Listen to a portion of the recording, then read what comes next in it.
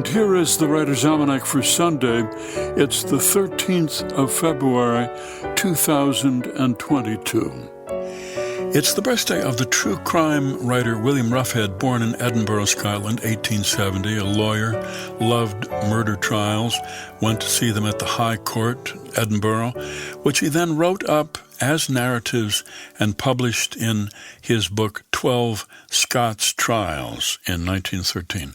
Henry James liked his work, so did Sir Arthur Conan Doyle, and President Franklin D. Roosevelt reserved a special shelf near the Oval Office just for the books of William Ruffhead.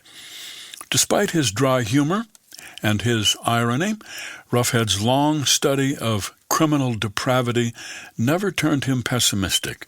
He said, "The study of criminology has by no means made me a cynic. It has encouraged my admiration for the ingenuity of the human race."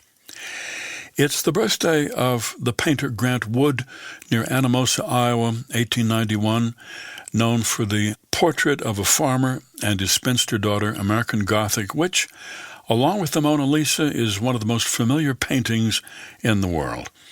Grant Wood grew up in Cedar Rapids, Iowa, went to art school in Minneapolis, then Chicago, went to Europe, where he saw the work of Jan van Eyck, the 15th century Flemish painter, and was influenced by it. It was in homage to Van Eyck that Wood painted those stylized fields and rolling hills of Iowa, and those lit scenes with long shadows. It's the birthday of the novelist Georges Simenon, born in Liège, Belgium, 1903. A prolific writer, wrote some 400 books. Each one took him on average about 8 days to write.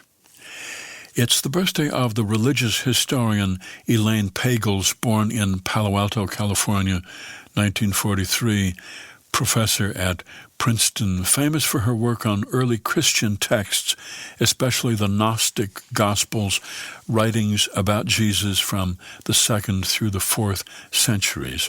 Her 1979 study, The Gnostic Gospels, won the National Book Award. The Modern Library named it as one of the 100 best books of the 20th century.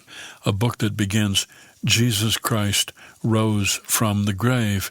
With this proclamation, the Christian church began. This may be the fundamental element of Christian faith. Certainly it is the most radical." It's the birthday of one of Sudan's most celebrated fiction writers, Al-Makh, born in Omdurman, Sudan, on this day in 1937. Studied art at Khartoum University, then public administration at the University of Southern California. He worked in academia in this country and wrote short stories in Arabic as he translated American literature into Arabic, including stories by F. Scott Fitzgerald. Here's a poem for today by Margaret Hassey. Audubon's The Birds of America, color plate 211. If you too dream to be born again as a bird, wouldn't you want to be a great blue heron, rare, vagrant, wintering in the Azores and coastal Spain, snacking on shrimp while wading on long, beautiful legs? And if you loved your life as a human who sheltered in a small house by a lake, you could summer there again, nesting in the white pine, fishing on the shore, in the blue zen of stillness when early morning ambers the eastern sky.